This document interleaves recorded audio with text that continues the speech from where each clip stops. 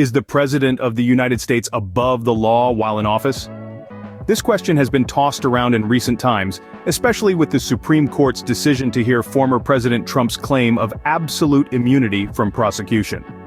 The core of the debate lies in whether actions taken by a president while in office should shield them from legal consequences.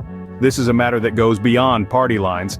It's about the balance of power and accountability in the United States.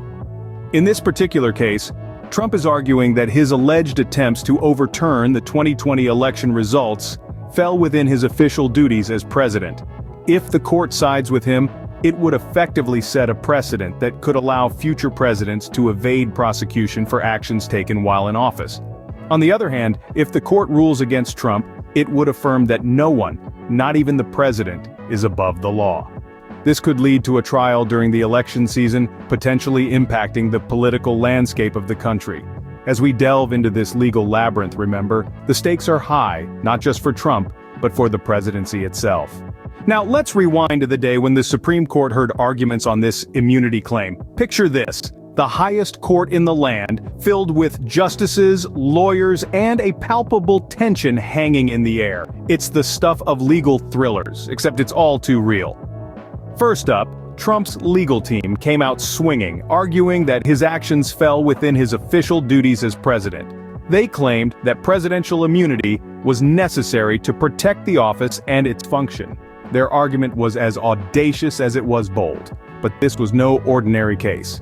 The justices, however, were not easily swayed. There was skepticism, and rightly so. They questioned the implications of such absolute immunity. If a president can commit crimes while in office and avoid prosecution, where does it leave our democracy? The balance between official and private acts became a point of contention, blurring the lines between what's acceptable and what's not. The liberal justices seemed inclined to allow the trial to proceed. They emphasized the importance of accountability and the rule of law. On the other hand, the conservative justices were more focused on the broader implications for presidential power and the country.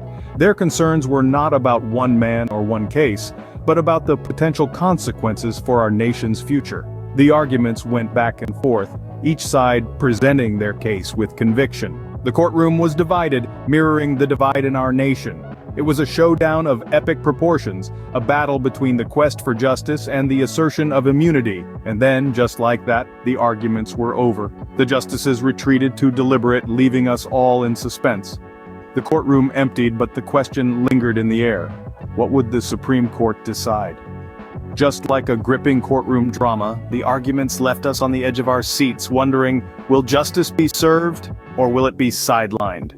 While the Supreme Court deliberates, what does the court of public opinion have to say? It seems we're split down the middle. A recent poll by Ipsos Politico magazine found a startling divide. About 1 in 4 Republicans believe presidents should skate free from accountability for crimes committed while in office. On the flip side, nearly half of Republicans and the vast majority of Democrats and independents disagree. And trust in the Supreme Court's impartiality?